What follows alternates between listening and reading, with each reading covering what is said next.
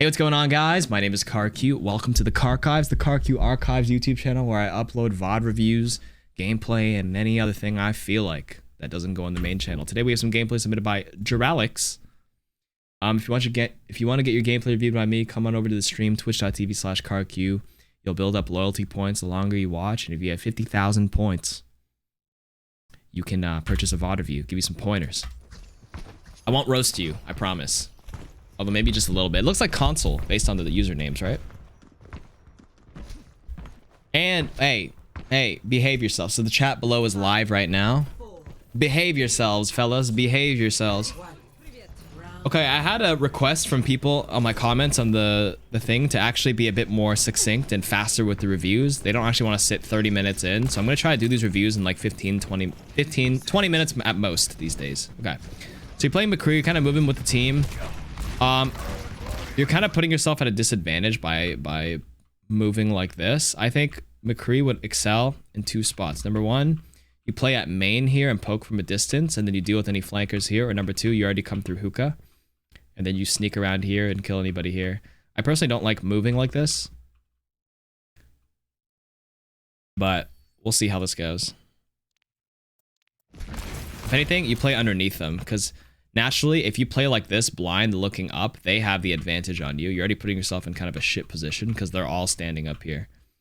You either just stand underneath them and pull them down, or collectively move up here, or you could just play at main and poke from a distance while jiggle peeking, so at least you have some cover.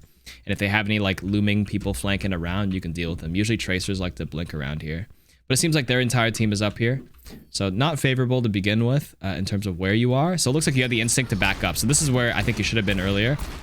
Okay, so now that they're moving in, you want to move into the right. I probably wouldn't have burned my burned your roll just like that. Honestly, in clumps like this, you could definitely just fan the hammer when the Rhine shield's coming up. That Zarya was almost punished. Perfect.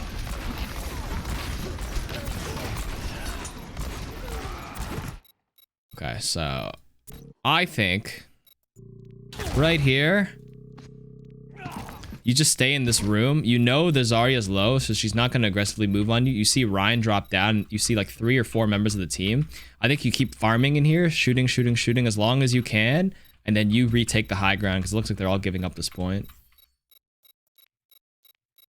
Instead of you backing up to the left, stay in this room. They're not looking at you. Don't put yourself in their sight lines. They can't look at 5 things at once. Like if I'm an Ana, I'm focusing on healing. Don't like stand. If you like showed up right here and I see your HP like this, I'll shoot you. But if you're jiggle peeking, I probably won't even take the shot here because there's too much cover. He's M1 perma. Oh, interesting. Actually, I didn't even notice that. You might be. You're not aiming each individual shot right now. Actually, that's a really good observation. I didn't notice. So, are you holding the button down right now, Jralixs, or no?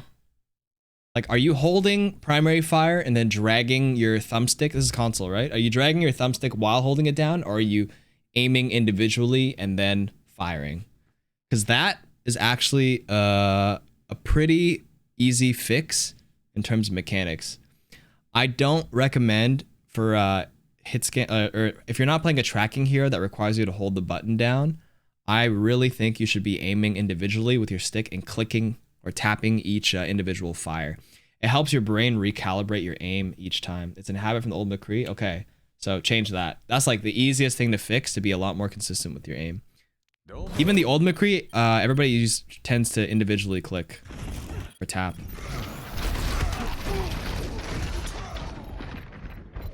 It's the same thing with Zen. I try to click each individual one. Sometimes if I'm aiming at the same spot, I'll just hold my mouse and track, but Zen's fire rate's a lot slower and the aim isn't as precise. You just shoot in the general area. Baptiste, I click each time too for the primary fire. It's a bit more important on a hero like this though.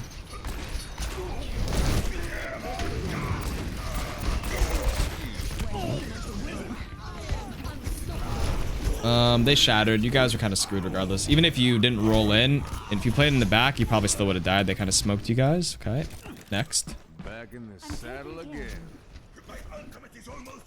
Okay, so if you look at this comp now, they're on a Reaper. I think your job is to actually just sit there and wait for the Reaper and stun him, because if you guys try to like force yourselves into them, number one, you're not running the Lucio comp. They're likely gonna brawl into you and speed into you with the Reaper. So what you want to do is just be ready for that and counter it with your flash. Your comp isn't very much built on speeding into them as well. So you kind of lose that. If you decide to engage on them, they're probably just gonna like steamroll you back. So I think you just play defensive and punish their mistakes, because you know they're not gonna play it perfectly.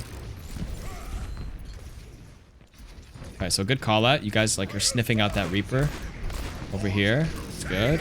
You can help them. Oh, you should have fired that as soon as you saw. As soon as you're. The big thing for McCree is like people like to hide out of the way. As soon as you see a skull built up for a squishy hero, right now you should have clicked it. You already built up all the skulls. Pop, pop, pop, pop. This Ana might have died. Half a second matters there. That's okay. I think you guys will win regardless.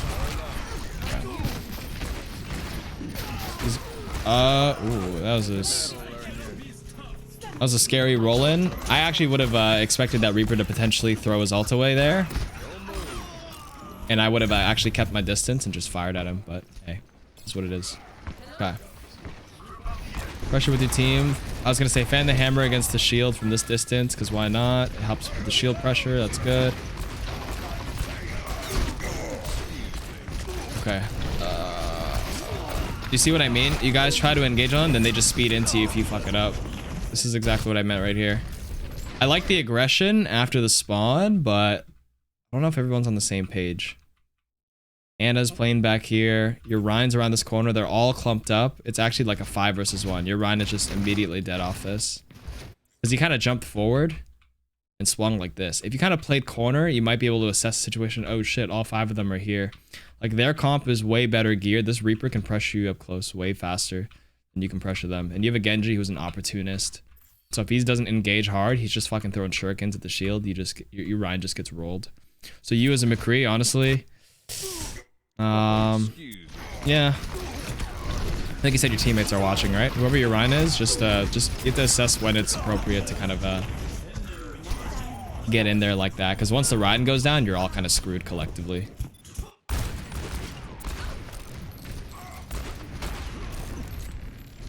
Alright, take your time with the shots here. Nice. Ooh.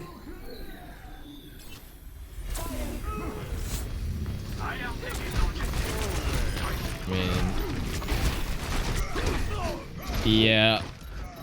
The team's kind of getting smoked. Okay, let's watch the next round. Maybe this gets a bit better here. Personality synchronization 100%. Good to be back. Tough to do anything there as McCree. The only thing to kind of like turn this around, because if you weren't finding any openings, you go on like weird flanks and just go on off angles. That's like the only thing I can think of. That's usually when I play with Wanted, I notice if our team's kind of getting smoked, he'll just try something unique, because just stuffing your face down into the enemy for the 4th time in a row probably won't work, because they've already beaten you 3 times in a row already. So you just go on a weird angle and look for picks as a McCree. Like instead of following the tank here as an example. I mean, this was fine at first. I don't know. You could do some weird shit and like, actually that's kind of a shit flank. This map isn't great for it. That's tough. That's tough. Yeah, let's see how the tracer goes.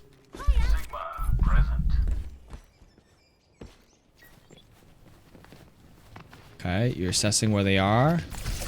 You see them all. You're gonna have to recall and get out for now. Okay, good. They're all playing at high ground here. Honestly, play. You have to blink over them. Like that. That's good. You have recall? Good. Well, you probably recalled a little early, but I was just gonna check if you had it available to get out if the Ana burns cooldowns. Ideally, as a tracer, you don't have to panic recall like this, but if you can force out a nade or a sleep before you recall and read that, it's way better value. So for example, I like this, how you like changing angles like this. This is good. Chill here, shoot, shoot, shoot, shoot, shoot. And then wait for the nade and or sleep and try to react to it. She had all her cooldowns. She wasn't baited at all. She kept everything. She was hoping you would recall. And it's usually a game of chicken. When I play against a good tracer as an Ana, it's like, I try my best not to use my nade or sleep until I see the recall. So I'll try to land a shot. But this Tracer didn't fall, or this Ana didn't fall for it, so you shouldn't be falling for the panic recall either. It goes both ways.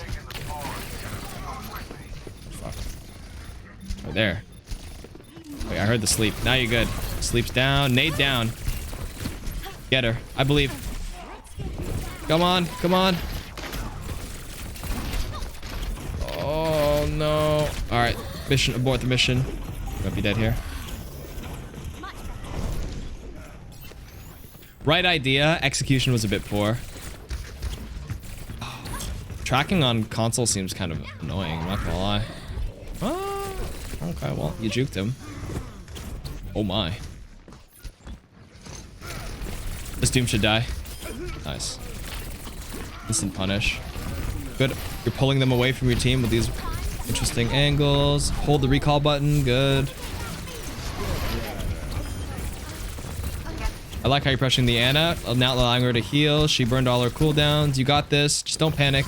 You got this. Good. I'm on the object. Just like old times. Helps the Ana? Yeah, I would agree with this. As an Ana player, if you stand like... Okay, let's say Ana is here where the Sigma is. If you as a Tracer are dueling her from this range, it makes Ana's job easier. Because me as an Ana, I have space to quickscope. But if you're like up in my face and I try to turn and quickscope you, it's actually harder to hit, in my opinion. I agree with that statement. The thing about Tracer is because you're so mobile and you have blinks, try to play in a favorable range for you that could somewhat be unfavorable for the enemy. So for Rhine, out of a swing range, for Ana, that's actually kind of up close to her. Just be ready to blink when you hear the sleep dart. Because you have like a get out of jail free card.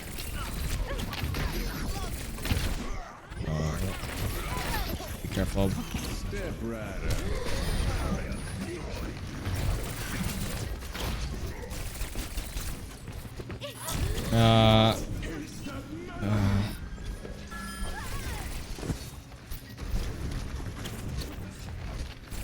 It's a very interesting off-angle flank here. It's not like you're being sneaky or anything right now. You're kind of just pressuring from different angles. It's okay. You just grab the mini health pack. Or wait for the heals, sure. You can be a bit more patient and hide if you want, but you guys are doing a good job suppressing them here. You could just chill. Just chill all the way. They not notice you. Keep getting closer. Okay, good, good. They don't know. They don't know. Good. You can even get even closer for that. Oh, wait, what the fuck? The 180s. And asleep. Okay, she used all her cooldowns. Okay, this is where I would have actually fought her again. They're not going to turn around and peel for the most part. It looks like they're not. Okay, never mind. Lucio's here. Honestly, if you just blink, she used all her cooldowns. I think if you like blinked back here, this Lucio's stuck here, you just strafe, and I think you try to pull their attention. Play here, and then blink to this Mega. You're literally 1v2ing. The blue team has 0 heals if you can draw their attention, but because you escaped, you allowed this Ana and Lucio to re-enter the fight. She has no cooldowns. Lucio is it's very hard for Lucio to hit a Tracer reliably, number one, and you know the Ana burned both her sleep and nade. I think you could have pulled these two off the fight for longer. Step right up.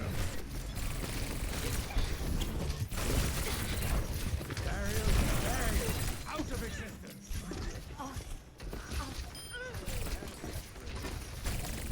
You guys are doing a lot better being a bit crazy. That's a little hectic. Anyways, keep pressuring their backline as a Tracer. It's good. Ooh, ouch. Yeah, their Ana is just hitting some nutty things. You can see how your team's actually winning the fights because of like everything you're doing to them. She burned bubble. She's kind of fucked. Nice. You're running circles on her. Dude, you lapped her. My ball's ignoring you.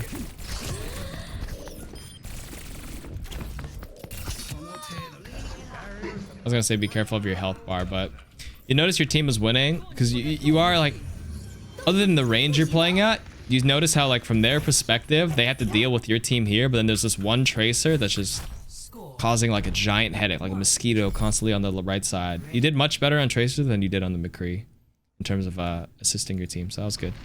Let's see this final round here. Good flank right now. Careful for the Torbjorn. You hear the Torb, so you know you're kind of screwed here. That's gonna be... I was gonna say, I probably wouldn't engage with the Torb turret, because all the Torb turret does is gonna shoot you, and one bullet from Torb, and you just die. It's on this map, there aren't very many flank angles, because the Torb turret's gonna scout you out, for the most part. To play this super carefully.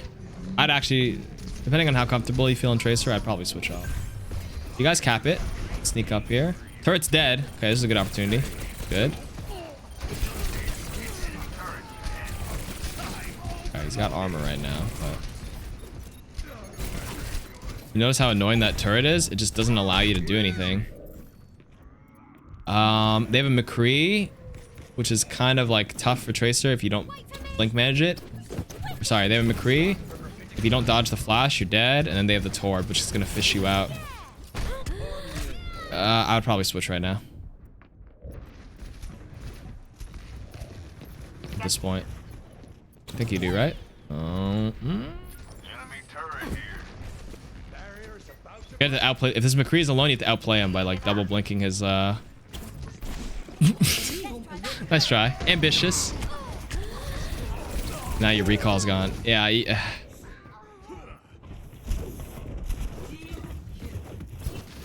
So the thing about the flanking in Overwatch is the longer the flank, the riskier it is. If you can't successfully get into a position to flank without your team dying because they're rushing you, you have to switch off, in my opinion. Flanking is very powerful if you have enough time and space to do it, but they're not even giving your team any breathing room, so it's like probably better value to switch to something to help your team in the front line than go for flanks. So this is a good switch.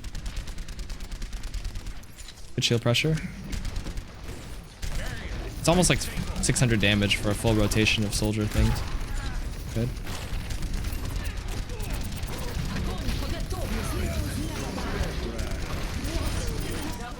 But you guys got two.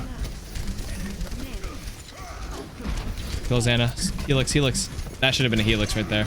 She should have died. Okay, you have good positioning here. Don't give this up now.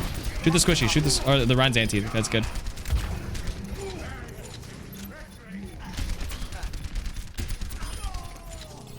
Good. Much better. Good switch.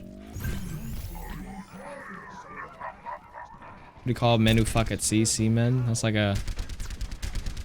That's a young joke. If you want to play out of flash range, honestly, if you want to force this McCree out, I would probably like jiggle right here because he had the healing pad. As long as you're out of his first roll in flash range, if you're here and you just shot this McCree a bit, I guarantee you he wouldn't have felt comfortable coming up these stairs.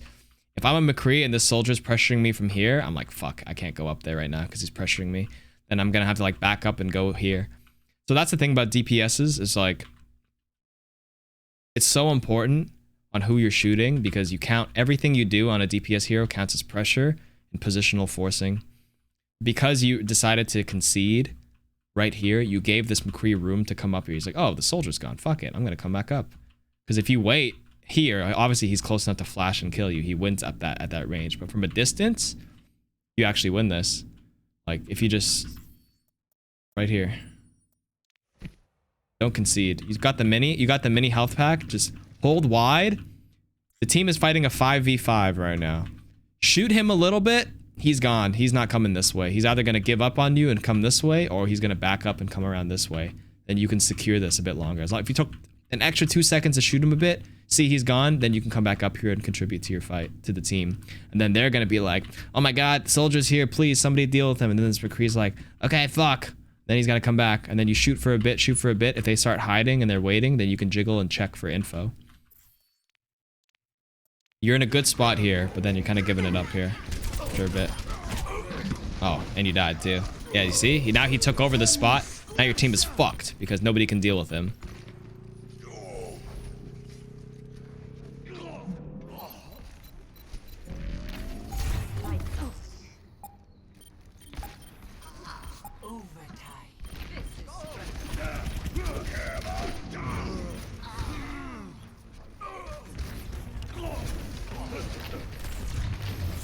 Yeah, so you did really well on the tracer on the second map because the map is a bit more open and you're able to get the flanks and pull attention away.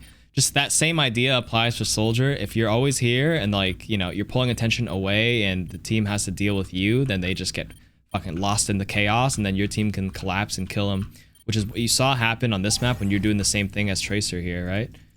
You're like always constantly here. Like these guys, the enemy team was like, holy fuck, tracer's here, team's here, can't deal with it, you won. Here, they were kind of like accounting for you on tracers, so they stopped you. And then once you switch to soldier, you can still do the same thing, same idea. Pressure him here. And then they're like, oh my god, I can't deal with it. And then boom. That's the biggest takeaway. Okay. As a DPS, even if you're not killing anybody per se, you're not confirming kills. Positional pressure is everything. Literally everything. That's how you carry. Flats is here. Anyways, chat, guess Jralixs' name. Hopefully you found that helpful. And we're gonna go to Pokemon after this. This is console, remember. This is console. It was actually not bad for console. You're doing that, you're tracking and everything. Like, I know it's tough to aim on console, and I have a pretty skewed opinion because I never played it, but it's alright. Was it gold? Oh, we're not sure yet. We'll see.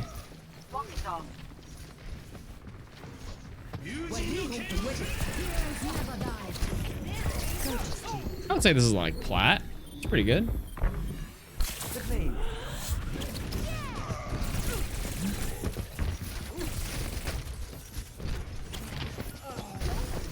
Step right up. High gold. 2350. All right, Jralixs, tell them. Tell them where you're at. Tell it to the people. Oh, I give it a plat. I would say that was like solid. That's why I said plat. It's T2, so high gold to low diamond, and I'm at 3160 at the moment. Oh, nice. You're already at 3160. Obviously, that was one sample size. You can honestly just think about that positioning tip, I'm telling you, and you can easily climb.